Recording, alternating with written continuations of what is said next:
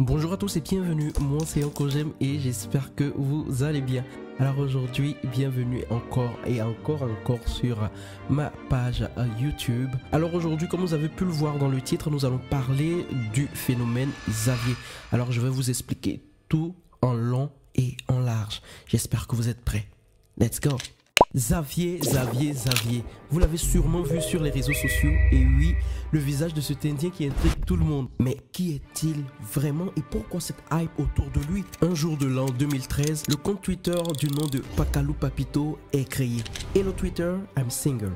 Et le tour était joué. Sur ce compte, on comptait des dizaines et des dizaines de tweets drôles et d'autodérision.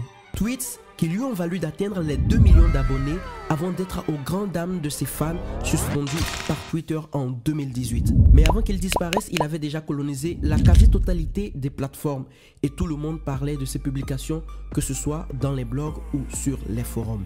Mais comme vous savez, rien ne se perd, tout se transforme. Quelques semaines plus tard, un autre personnage faisait son entrée. La même photo, mais avec un nom différent. Xavier. Et fun fact, le mec sur la photo en question n'a aucune idée du fait qu'il soit une légende vivante sur internet, aucune idée du fait que son image soit liée à des publications farfelues qui pourraient même ruiner sa réputation dans la vraie vie. Ce qui nous amène à nous poser la question, qui est le vrai Pakalu Papito, la personne derrière cette fameuse photo?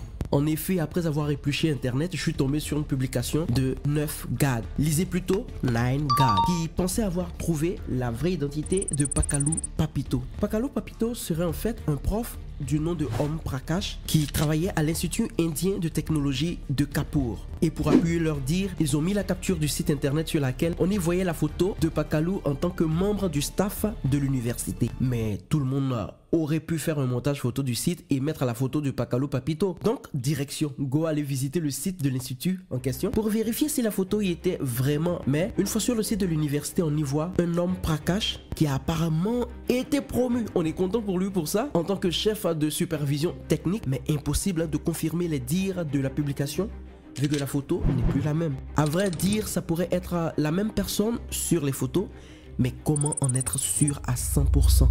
Là est la question. Bon, maintenant, prenez vos cahiers et notez, car ceci pourrait vous aider dans votre vie future de détective privé. Alors, comment je devais m'y prendre pour être sûr que la personne sur la photo de gauche était vraiment celle sur la photo de droite? Comment savoir que le Om Prakash d'hier est le même que celui d'aujourd'hui? Ce que j'ai fait, c'est que j'ai dû utiliser un outil de recherche inversée d'image pour espérer avoir une source de l'image. Mais cela m'a renvoyé vers un lien inexistant. Eh ouais, pas de bol.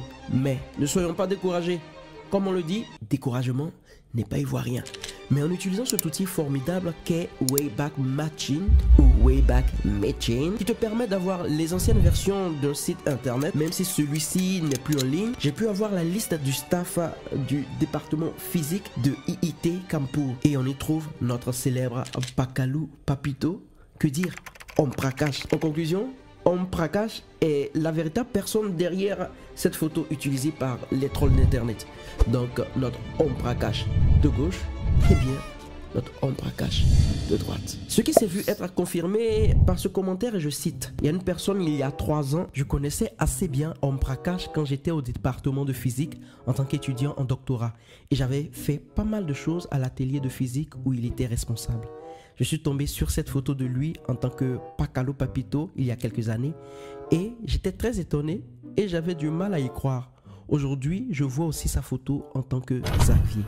Ok. Et il y a même cette autre capture qui dit « Ah les gars, j'ai été dans la même école que son fils. Un jour, en rigolant, je lui ai dit « Bro, your dad looks like Pakalu Papito. » Et très vite, je me suis excusé.